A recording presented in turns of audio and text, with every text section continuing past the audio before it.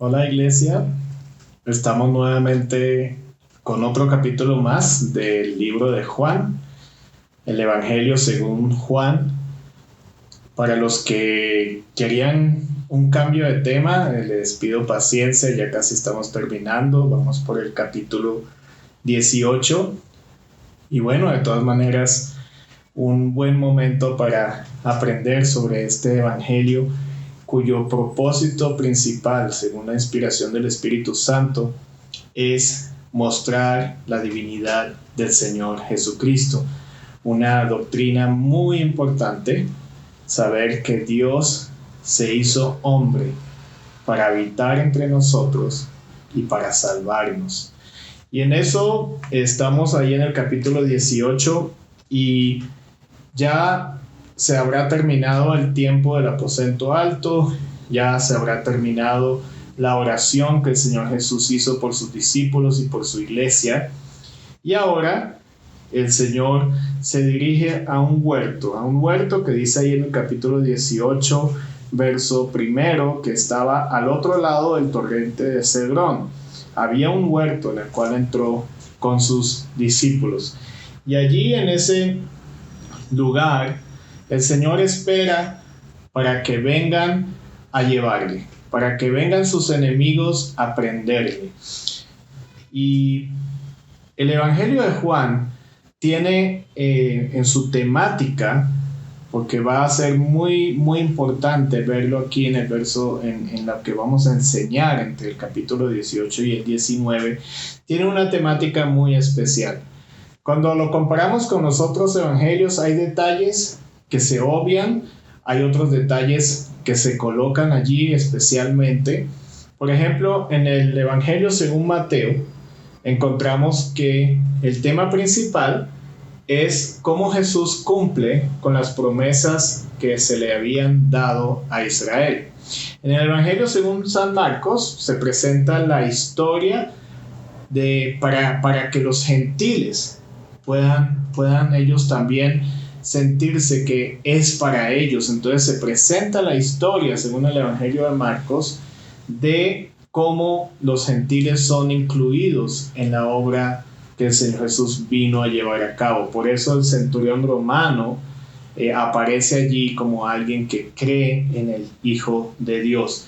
Y Lucas presenta el tema de Jesús como un vencedor sobre el poder de las tinieblas, uno que tiene esa victoria para todo aquel que en él cree. Y el Evangelio de Juan entonces toma su temática es en la grandeza de la gloria de Jesús, la grandeza de su gloria, que es su gloria divina en medio de toda esta situación en que vamos a mirar sobre su arresto, sobre el hecho de que fue llevado por sus enemigos al juicio y a la muerte. Pero vamos a ver que esto no es una historia de tristeza, que esto no es una historia de lamento, de ver a Jesús como pobre hombre, mire todo lo que le sucedió, mire todo lo que le ha pasado. No, eso no es el punto y mucho menos el enfoque aquí en el libro, en el Evangelio de Juan, y en ninguno de los evangelios no existe ese enfoque. Tal vez se ha dado aquí en el mundo, se ha dado una temática de tristeza, una temática de angustia, pero no es eso lo que se mira aquí en este lugar. Primeramente, la situación aquí es de ver a Jesús sometido a la voluntad de Dios. Es la copa de Dios la que Jesús está tomando. No es la de los judíos, no es la de los fariseos, no es la de los escribas, tampoco es la de Satanás. No es en este momento que Jesús va a dar un pago a Satanás. No lo está dando. No está dando ese pago a Satanás. Satanás solamente desea destruirle. Y Satanás desea destruir a su pueblo. Lo interesante de Satanás es que él no sabe que eso es imposible. Por eso también vemos en los últimos acontecimientos, en la escatología, en Apocalipsis, cómo Satanás trata de congregar a todas las naciones para ir en contra de el Señor Jesucristo, de su reino, y trata de llevar a todas las personas hacia eso, pero pierde. No hay manera de ganarle a Dios. Satanás creía que él podía ser como Dios y hasta más que Dios, pero no hay manera. Pero sin embargo, Satanás sigue intentando, y él cree que al lograr manipular a los judíos, a los líderes, aún a los líderes romanos como Pilato, él cree que va a lograr destruir al Señor Jesucristo. Pero simplemente Satanás está completamente equivocado, y vemos más bien que se logra la soberanía de Dios en la vida del Señor Jesucristo en cuanto a los propósitos que Dios tiene. Por eso es la copa de Dios. Y vamos a ver entonces la grandeza de su gloria, la grandeza de la gloria de Jesús en el momento de su prendimiento, de su, si usamos mejor esa palabra, es aprendido, es aprendido en cuanto a prendimiento, de que es llevado, arrestado prácticamente por sus enemigos. Dice allí en el verso 4: pero Jesús, sabiendo todas las cosas que le habían de sobrevenir, se adelantó y les dijo: ¿a quién buscáis? Cuando ve llegar a la gente, que vemos ahí en el versículo 3, ve llegar a Judas con una compañía de soldados y alguaciles de los principales sacerdotes y de los fariseos. Llegaron allí con linternas, con antorchas y con armas.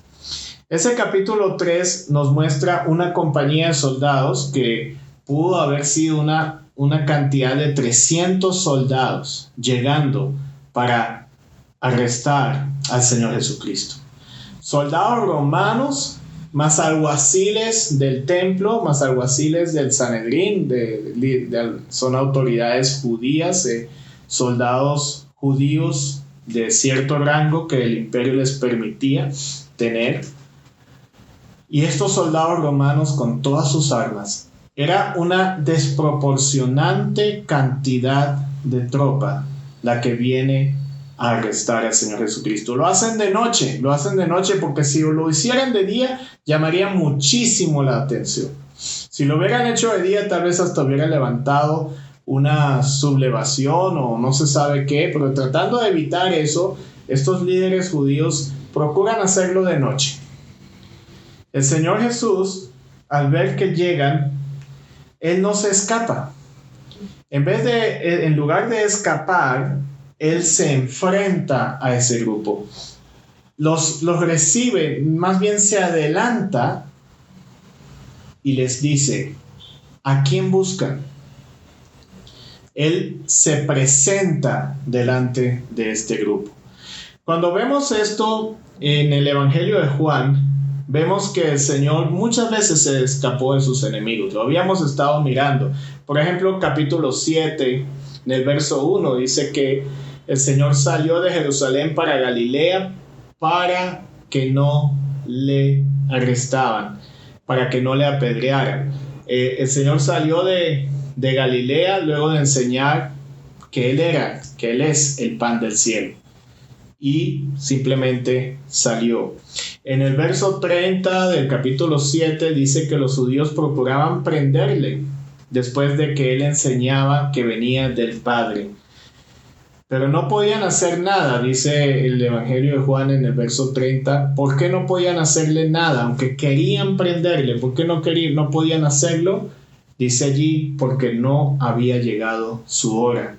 Luego en el Evangelio de Juan, en el capítulo 7, verso 44, dice que en medio de una discusión entre si era el Cristo o no lo era, el Señor sale también de en medio de ellos. Y en el capítulo 8, verso 20, también se escapa de ellos cuando dijo que él era, o él es la luz del mundo.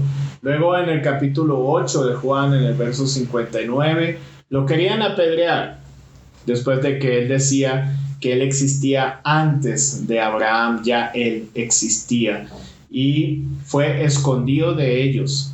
Y ese versículo del Evangelio de Juan, capítulo 8, 59, que lo habíamos enseñado antes, dice que él fue escondido de ellos y salió en medio de ellos, lo que nos muestra que fue una situación milagrosa. Algo que el Padre hizo para esconderlo de la vista de los que lo querían apedrear y luego salir en medio de ellos como si hubiera sido llevado de en medio de ellos para salir. No tiene lógica entenderlo diferente al decir que se esconde de ellos pero sale por en medio de ellos. Entonces aparentemente hubo aquí una situación de protección divina sobre el Señor Jesucristo. Luego entonces también en el capítulo 11, verso 53, antes el capítulo 10, verso 39, dice que se escapó de las manos de los que lo querían apedrear cuando él dijo que estaba en el Padre y el Padre está en él. Capítulo 11, 53, vemos otra situación donde el Señor escapa. Después de resucitar a Lázaro, ellos procuraban matarle, pero el Señor prefiere salir de Judea y alejarse de ellos por un tiempo. Luego en el capítulo 12, verso 23, todo cambia la situación, porque ahí es cuando el Señor anuncia que su hora ha llegado. Así que lo que vemos aquí es que no es Satanás logrando vencer, no son los judíos logrando por fin lo que tanto deseaban, sino que es la hora que el Señor ha dispuesto para Jesús. Y en esa hora el Señor debía tomar esa copa. Por eso es tan importante poder ver aquí que se cumple esto que el Señor nos dice, nos decía ahí en Juan capítulo 10, verso 17-18. Dice: por eso me ama el Padre, porque yo pongo mi vida para volverla a tomar. Nadie me la quita, sino que yo de mí mismo la pongo. Tengo poder para ponerla y tengo poder para volverla a tomar. Este mandamiento recibí de mi Padre. Préstele atención. Pongo mi vida para volverla a tomar. Nadie me la quita, nadie se la quita, ni Satanás, ni los líderes, ni Judas Iscariote. Nadie tiene poder, nadie tiene autoridad sobre el Señor Jesucristo. Nadie le quita la vida, sino que Él, dice allí, de sí mismo la pone. Por eso, cuando llega la hora, el Señor se entrega. Se entrega y llega allí y se enfrenta a esa gran compañía de gente llena de odio, llena de envidia. Se enfrenta a esa gran compañía de soldados, alguaciles, líderes y hasta de su amigo Judas Iscariote. Y les dice: ¿a quién busca? La respuesta de ellos es: a Jesús Nazareno. Verso 5 del capítulo 18 de Juan. Le respondieron: a Jesús Nazareno, o tal vez a Jesús el de Nazaret. Creo que lo habían dicho más bien en el original. A Jesús el de Nazaret. Los líderes judíos no tenían fe en el Señor Jesucristo. Nunca quisieron creer que Él era Dios, que Él es Dios. No quisieron creer en su divinidad. Decían: conocemos a sus padres, conocemos que viene de Nazaret. Este es un hombre común y corriente.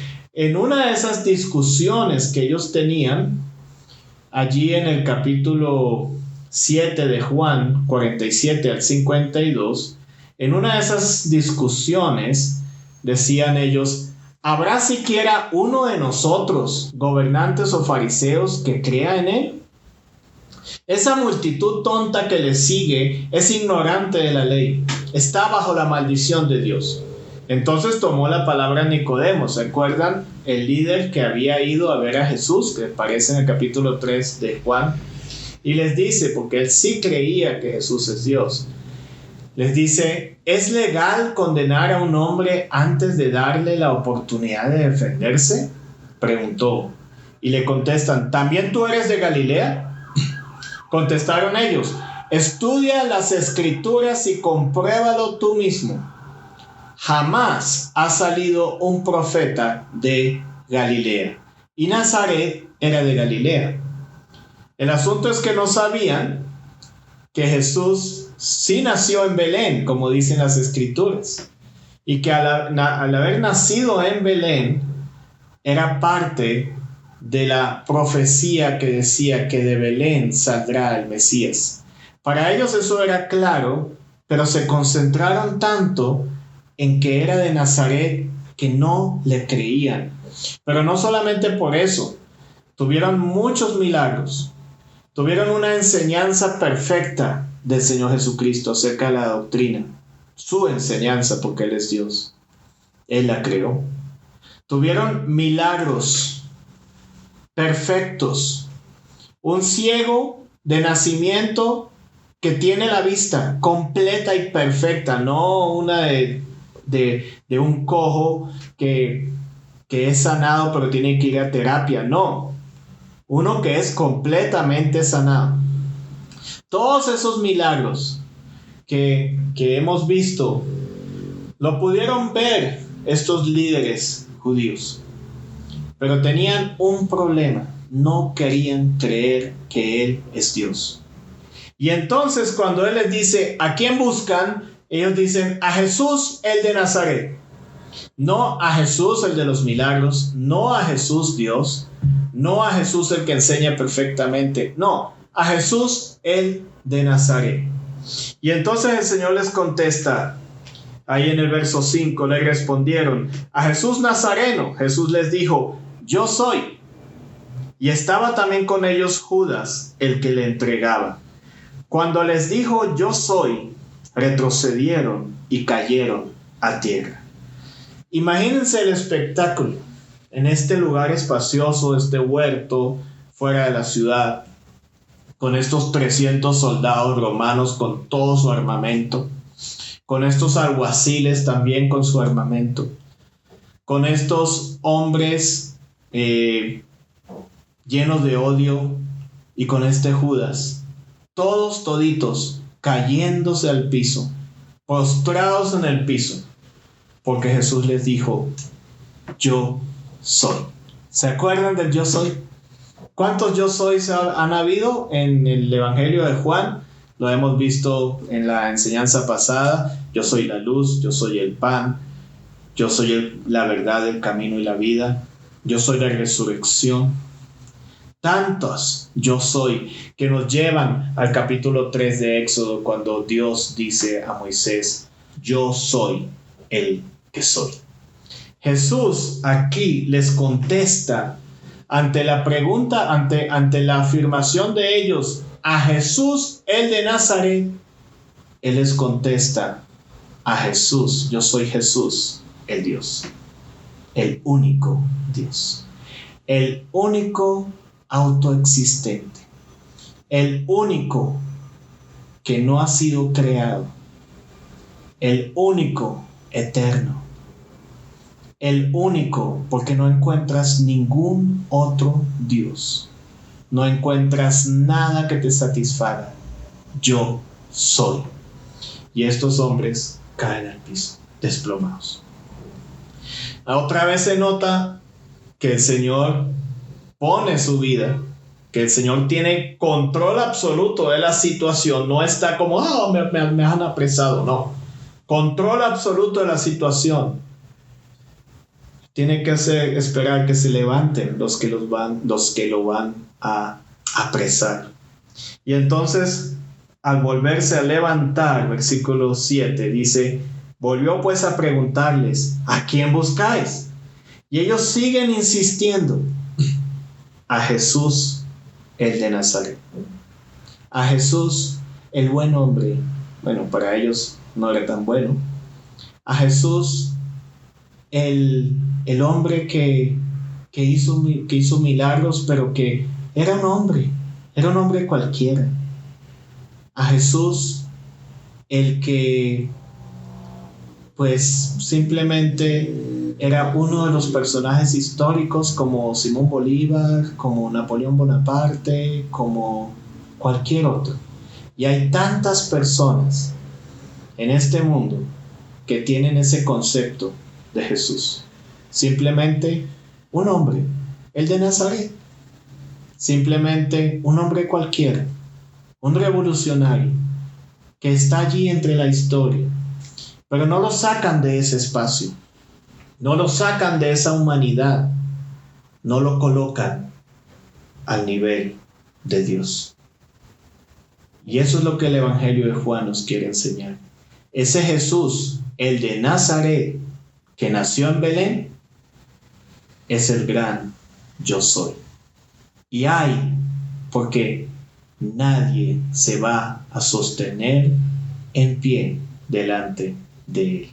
Entonces, primeramente, debemos entender esto, y eso es lo que nos está diciendo aquí el evangelista, inspirado por el Espíritu Santo.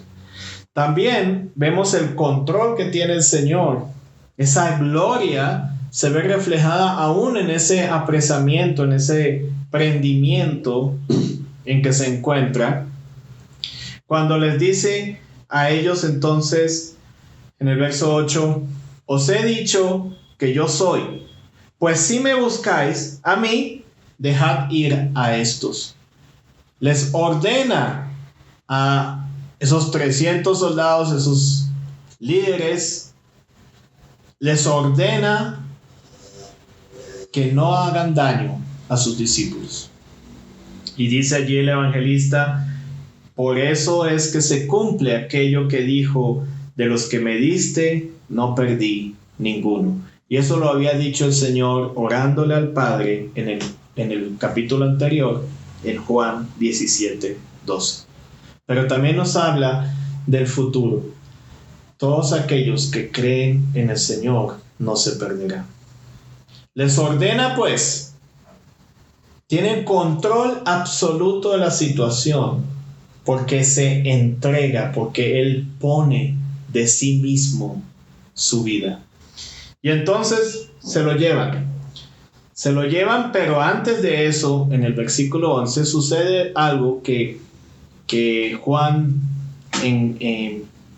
toma en cuenta. En el versículo 11 del capítulo 18, cuando dice, en el versículo 10, entonces Simón Pedro, que tenía una espada, la desenvainó e hirió al siervo del sumo sacerdote y le cortó la oreja derecha, y el siervo se llamaba Malco. Jesús entonces dijo a Pedro, mete tu espada en la vaina, la copa que el Padre me ha dado, ¿no la he de beber? Lo interesante es que Juan no dice que lo que dicen los otros evangelios, de que tomó la oreja y se la volvió a poner y lo sanó. Juan lo deja así. No sabemos con Juan, tal vez ya ese es el último evangelio que fue escrito, tal vez ya todos lo habían tenido la lectura de los anteriores. Pero Juan no se pone en el detalle, porque ¿qué le interesa a Juan? Le interesa mostrar el control que Jesús tenía de la situación, y le interesa demostrar, inspirado por el Espíritu Santo, que la copa que el Padre le ha dado, ¿acaso no la ha de beber? Por eso dice allí en ese pasaje que habíamos leído ahorita de Juan,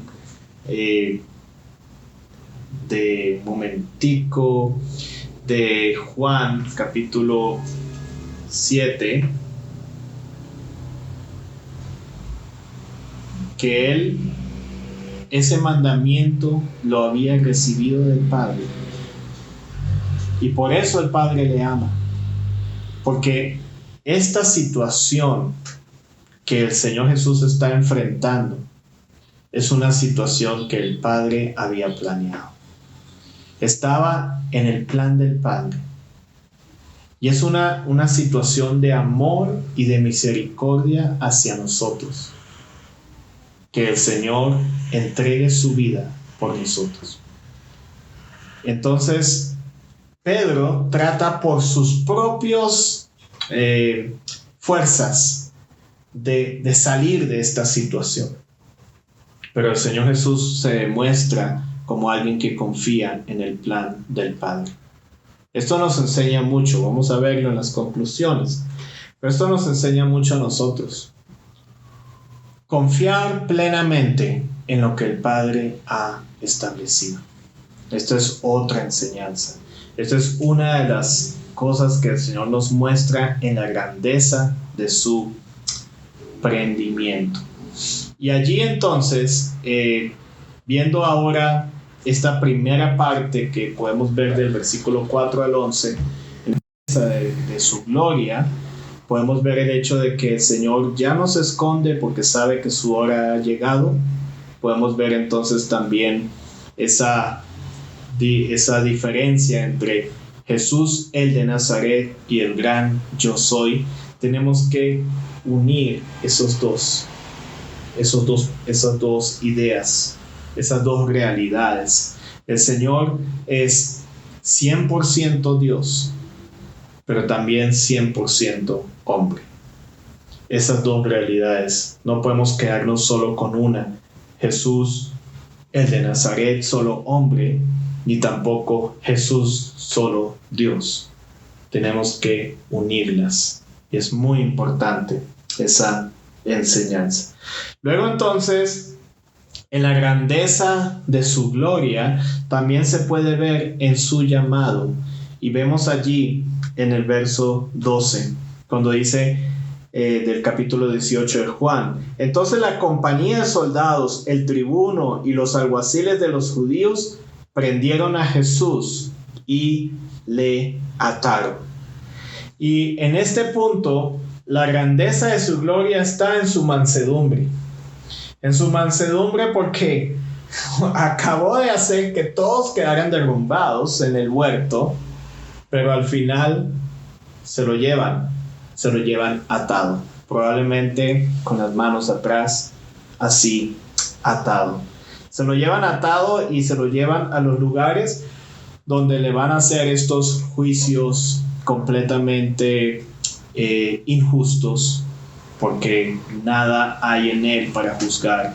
No había manera de llevarlo a un juicio de tribunales humanos. No había manera. La única era el juicio de Dios. Él estaba yendo al juicio que nosotros debíamos enfrentar. Y Él está enfrentándolo en nuestro lugar. No hay manera en los tribunales humanos para juzgarlo. Al estar atado, el Señor muestra su mansedumbre, pero también muestra lo que dice el Salmo 118, del 22 al 29. Vamos a buscarlo rápidamente. Salmo 118, del 22 al 29. Dice: la piedra que desecharon los edificadores ha venido a ser cabeza del ángulo. De parte de Jehová es esto, y es cosa maravillosa a nuestros ojos. Este es el día que hizo Jehová. Nos gozaremos y alegraremos en él. Oh Jehová, sálvanos ahora. Te ruego, oh Jehová, que nos hagas prosperar ahora. Bendito el que viene en el nombre de Jehová. Desde la casa de Jehová os bendecimos. Jehová es Dios y nos ha dado luz. Atad víctimas con cuerdas a los cuernos del altar. Mi Dios eres tú, y te alabaré. Dios mío, te exaltaré. Alabad a Jehová, porque Él es bueno, porque para siempre es su misericordia. Este Salmo 118 es un cumplimiento aquí en el Evangelio. Es un cumplimiento porque vemos que la piedra que desecharon los edificadores, los líderes, el sacerdocio, los líderes del templo, los fariseos, los líderes religiosos, desecharon a quien ha venido a ser la piedra del ángulo. Y Juan Sebastián nos enseñó muy bien qué significaba esto. Es la piedra más importante en una construcción. Y aquí el Señor nos muestra a través de su palabra que Él es esa piedra del ángulo. Pero también nos se cumple aquí lo que pasó cuando fue entrando a Jerusalén, con esas palmas que le colocaban saludándolo y diciéndolo allí en el verso 26, bendito el que viene en el nombre de Jehová. Desde la casa de Jehová os bendecimos. Bendito el que viene. Y cuando le decían Hosana, Hosana, significa sálvanos, sálvanos. Y ese Hosana está allí cuando dice verso 25, oh Jehová, sálvanos ahora. Te ruego, sálvanos. Está cumpliéndose este Salmo 118. Pero también se está cumpliendo cuando dice, este es el día que hizo Jehová. Verso 24. Y eso siempre hay como una sensación de alegría cuando nosotros repetimos este salmo y decimos, este es el día que hizo Jehová. Nos gozaremos y alegraremos. Pero el día que hizo Jehová fue ese día, el de la salvación, el de la obra, el de la copa. No es el día de los escribas, no es el día de los fariseos, no es el día de Satanás. Y eso es lo que vemos en este capítulo y lo que Juan está enseñando, inspirado por el Espíritu Santo todo el tiempo. Pero hay un punto ahí en el verso 27, relacionado con todos estos cumplimientos que uno dice, ¿y esto de dónde salió? Pues ahí está, y está a propósito. Atad víctimas con cuerdas a los cuernos del altar. Atar víctimas. El altar que estaba afuera del templo era el sitio donde se ofrecían en holocausto los animales. Y se colocaban en ese altar, un altar de bronce grande, se colocaban en ese altar y se quemaban allí estas ovejas o las víctimas que el Señor permitía que debían ser colocadas allí. El altar era como un cuadrado y tenía unos cuernos en cada esquina, y en esos cuernos ataban las víctimas que iban a ser sacrificadas en ese momento. Y eso tiene un gran significado en este punto donde vemos al Señor Jesús atado. En el capítulo 18, en el verso 12. La víctima es atada en los cuernos del altar. Y eso es lo que estamos mirando en este momento. Pero Él se dejó atar. Él ha sido atado para que nosotros podamos ser verdaderamente libres. Sí, como dice Juan 8:36, así que si el Hijo os libertare, seréis verdaderamente libres. Entonces, esa grandeza de la gloria de su llamado a ser la víctima, de su llamado a ser el que tendría que llevar sobre sí el juicio que nosotros debíamos tener, Eso lo vemos en esa gloria de su llamado. Pero también en su respuesta cuando Pilato está tratando de indagar acerca de él. Vemos eso en el verso 34 y al 36 del capítulo 18, donde dice de esta manera. Jesús, empezando desde el 33, Pilato le pregunta: ¿eres tú el rey de los judíos? Y él le dice: ¿dices tú esto por ti mismo o te lo han dicho otros de mí? Pilato le respondió: ¿soy yo acaso judío? Tu nación y los principales sacerdotes te han entregado a mí. ¿Qué has hecho? Te han entregado a mí. ¿Quién lo entregó? ¿Ellos? Ya sabemos que no fueron ellos. Respondió Jesús en el verso 36: mi reino no es de este mundo. Si mi reino fuera de este mundo, mis servidores pelearían para que yo no fuera entregado a los judíos, pero mi reino no es de aquí. Y es en medio de esta situación, de esta situación tan indigna, tan difícil, delante de un hombre que es un funcionario corrupto de un imperio corrupto llamado el Imperio Romano, que era el imperio más poderoso que ha habido en este mundo, y realmente es así. El imperio más poderoso que hubo en la historia de la humanidad se llama Imperio Romano. Y el Imperio Romano, allí está este hombre con esas ínfulas, con ese orgullo, diciendo: tu pueblo, yo no soy judío, ¿y tú quién te crees? Y el Señor simplemente diciendo: yo no soy de este mundo. Yo no soy sometido a este sistema. ¿Quién controla este sistema? El príncipe del aire, dice en Efesios, ese es Satanás. Él controla ese sistema y controla ese sistema político, ese sistema de naciones. Pero el Señor dice: yo no estoy bajo ese poder. Yo no estoy bajo ese señorío. Entonces le dice en esa forma: no soy de este mundo, yo no pertenezco a esto.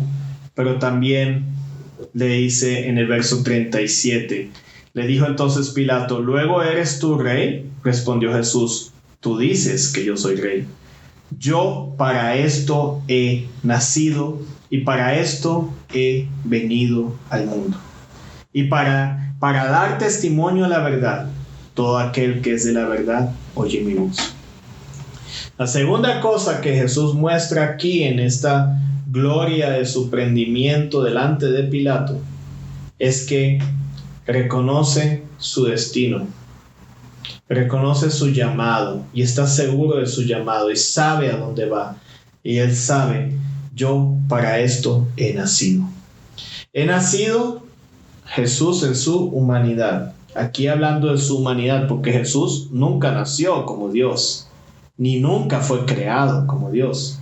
Jesús siempre existió, dice Génesis 1, en el principio estaba Dios. Y por eso Juan en el capítulo 1, verso 1 dice: en el principio era el verbo y el verbo era con Dios.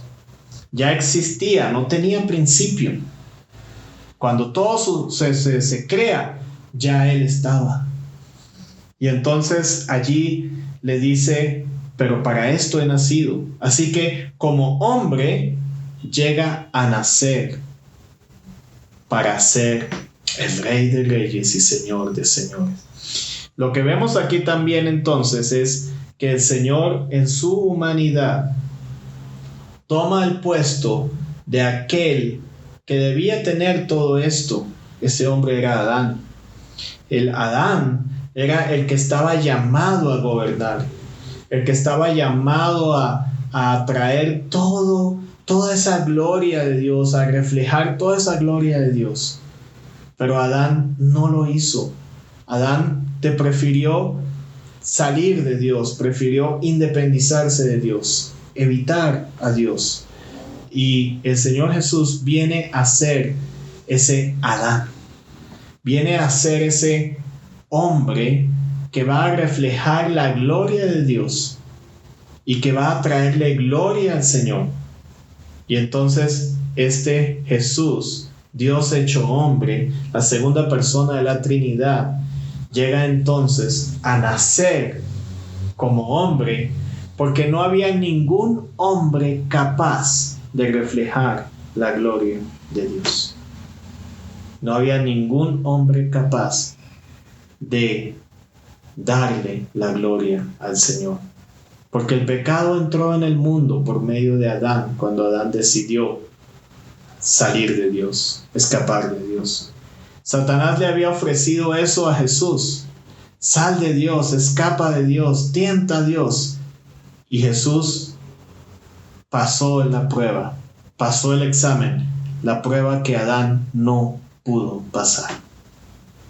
Y entonces en este punto, Él ha sido nacido hombre para tomar esa posición y llegar a ser ese Rey de Reyes, Señor de Señores, en un punto en la escatología que se llama el reino milenial. En ese punto, antes de eso, las naciones van a luchar contra Israel, van a querer destruirla, y el Señor vendrá como Mesías, como Cristo, y va a destruir esas naciones. Y allí, este representante del imperio romano, de las naciones de aquel tiempo, también ese imperio que él representa será destruido. Así que vemos allí esta situación de un pequeño funcionario romano y un gran Dios hecho hombre que en su humanidad va a tomar el poder, el reino, va a tomar todo el poder sobre todas las naciones. Y así encontramos a Jesús, consciente de lo que Él es, consciente de su posición delante de este pequeñín, consciente, no se deja quitar todo eso que Él sabe que Él es. Se presenta como ese que ha nacido para gobernar, pero no le importa qué va a recibir, qué poder recibiría de un Pilato, o de un líder religioso, o de un Satanás. Y también allí, en el capítulo 19, en el verso 11, el Señor dice: ninguna autoridad tendrías contra mí, le dice a Pilato, si no te fuese dada de arriba. Por tanto, el que a ti me ha entregado mayor pecado tiene. Y dice eso porque en el 10 Pilato le pregunta: ¿no me hablas? ¿No sabes que yo tengo autoridad para crucificarte y que tengo autoridad para soltarte? Habíamos leído en el capítulo 7 ahorita que Jesús dijo que Él tenía esa autoridad. Jesús pone su vida y tiene el poder para tomarla otra vez. Y aquí Pilato hace algo que no tiene ninguna lógica espiritual. Pero entonces el Señor le dice: ninguna autoridad tendrías si no es por la copa del Padre. Si eso hubiera sido parte del plan del Padre, entonces sí. Pero no es parte de su plan. Y para nosotros, entonces, ¿qué queda en esta enseñanza? Pues nos queda la enseñanza de que Jesús es soberano, de que Jesús controlaba la situación y nadie le quitaba ese control en medio de la corona de espinas, en medio de la flagelación, en medio de ese prendimiento, en medio de la injusticia. Jesús tenía control absoluto de todo esto. También la importancia que aprendemos de reconocer que Jesús es mucho más allá del Jesús de Nazaret, que realmente hay que entender que Él es Dios, 100% Dios. ¿Y cómo podemos nosotros entonces imitar a Jesús? Porque debemos poner nuestros ojos en Jesús, pues confiando que el Señor controla todo, en nuestra vida también, confiando en la copa que el Señor tal vez tiene para nosotros en este mundo, confiando en su soberanía. No intentar escapar ante lo que el Señor ha colocado delante de nosotros por medio de nuestras propias fuerzas, como hizo Pedro, sacando la espada, sino confiando que el Señor tiene sus propósitos. Comprender también nuestra identidad, como Jesús la tenía cuando dijo: yo para esto he nacido. Confiando en nuestra identidad, porque nosotros también hemos nacido de nuevo. Entonces, ¿para qué? ¿Para qué hemos nacido de nuevo? Y el Señor nos ha enseñado que somos real sacerdocio, nación santa. Y ese es nuestro llamado. No somos de este mundo temporal. No necesitamos nada de ningún Pilato, de ningún Satanás. No necesitamos nada de ningún gobernante. No necesitamos nada de este mundo que es temporal. Entender nuestra identidad. Nacimos de nuevo para una esperanza viva y una ciudadanía en los cielos. Y así como el Señor sabía: yo para esto he nacido y voy a ser en un día que el Señor ha fijado, Rey de Reyes y Señor de Señores, nosotros vamos a estar ahí con Él. Y tenemos que entender entonces que nuestro punto está en el reino milenial, donde estaremos con el Señor. Mantener entonces también nuestra dependencia en Cristo, sabiendo que todo nos ayuda bien y sabiendo que siempre hay un propósito de parte del Señor. Por eso somos llamados a vivir por fe. Vivir por fe es vivir también como Cristo vivió. Cristo en esta situación estaba viviendo por fe. Fe también en la divinidad del Señor, en su humanidad. Fe en su obra de salvación por nosotros. Tenemos que mantener esa fe en lo que el Señor nos ha enseñado. Vivirla, vivir por fe. Fe en lo que Él hará en nosotros, en esta vida, lo que Él hará en nosotros por medio del Espíritu Santo. Qué alegría, qué gozo poder entender todo esto, poder ver: este es el día que Jehová ha hecho. Gocémonos y alegrémonos. Y poder entender lo que Jesús hizo, porque Él entregó su vida por amor y por misericordia por nosotros. Nada más. Eso fue lo que Él quiso hacer. Quiso darnos esa vida, porque la paga del pecado es la muerte. Y el Señor fue el único que la podía pagar, porque nadie más muere sin resucitar. Nadie más muere y luego hasta ahí quedó, porque la muerte le vence. Pero el único que podía vencer esta muerte es Dios. Por eso Él se entregó por nosotros y se hizo hombre por nosotros.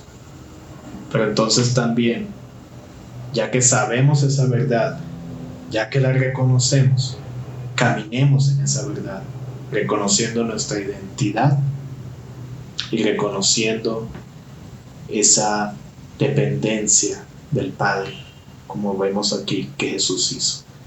Señor Padre, damos muchas gracias por esta enseñanza. Gracias por tu amor, por tu misericordia, por el ejemplo que nos has dado. Gracias, Señor, porque nada se te pasó, porque tú tienes todo el poder. Señor Jesús, eres Dios y también eres hombre como nosotros. Tomaste la posición del nuevo Adán para que nosotros te sigamos a ti y no al antiguo Adán. Gracias, Señor, por todo lo que ganamos, porque tú lo ganaste en la cruz por nosotros. Pedimos, Señor, que nos sigas ayudando a vivir por fe en medio de todos los avatares, de todas las situaciones que enfrentamos acá en esta vida, pero que no perdamos, Señor, nuestra identidad en ti y nuestra fe en tus propósitos para con nosotros. Lo agradecemos, Señor, en tu nombre. Amén. Muchas gracias, hermanos. Dios los bendiga.